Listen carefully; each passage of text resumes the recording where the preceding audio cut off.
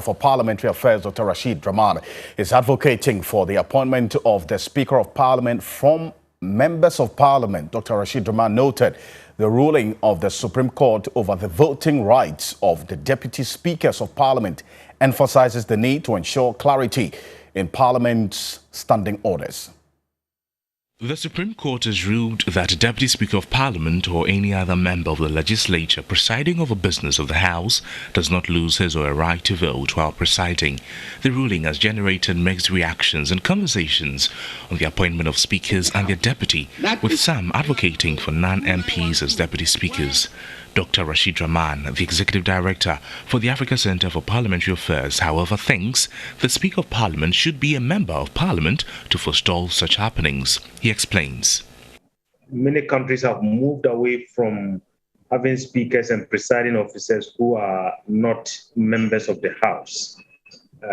And so having deputies coming from outside the chamber, I don't think is going to resolve our problems. Rather, I think what is required is that we need to bring more clarity to the rules that govern the way Parliament operates, including also maybe some clarity in the Constitution. I would rather say, instead of looking at deputy speakers coming from outside of Parliament to join the Right Honourable Speaker, I think we should rather have the Right Honourable Speaker join the deputy speakers, and all of them will be members of Parliament. But most importantly, bring clarity. Don't leave anything to any ambiguous interpretation. If we do that, even if you have the deputy speakers coming out of Parliament, we will still come to maybe some problems similar to what we have on our hands down the road. Reacting to the development, MP for the Sagnarugu constituency, ABF Hussaini, disagrees. He describes the intervention of the Supreme Court as reckless intrusion.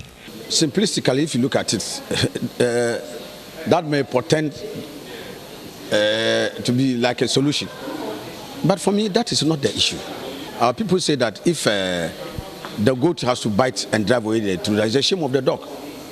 Did we, as members of Parliament, have to even get to where we have gotten to? For the judiciary to so recklessly intrude into Parliament's uncontested rights. We don't have to, because this is clearly an illegal, politically motivated judgment. For Member of Parliament for Old Tafo constituency, Vincent Akwasefua, the conversation should prompt a review of Parliament's standing orders by the Constitutional Committee of Parliament. We may have to have a real look at the Constitution of the Republic of Ghana, and also a real look at the standing orders. We may have to admonish the members of the Constitutional Legal Committee to look at this matter and see how it can synchronize, or if you like, be in consonance with the 1992 Constitution. While Central MP Abdul Rashid Pelpo urged the Supreme Court to be circumspect in their rulings as the effects are dire.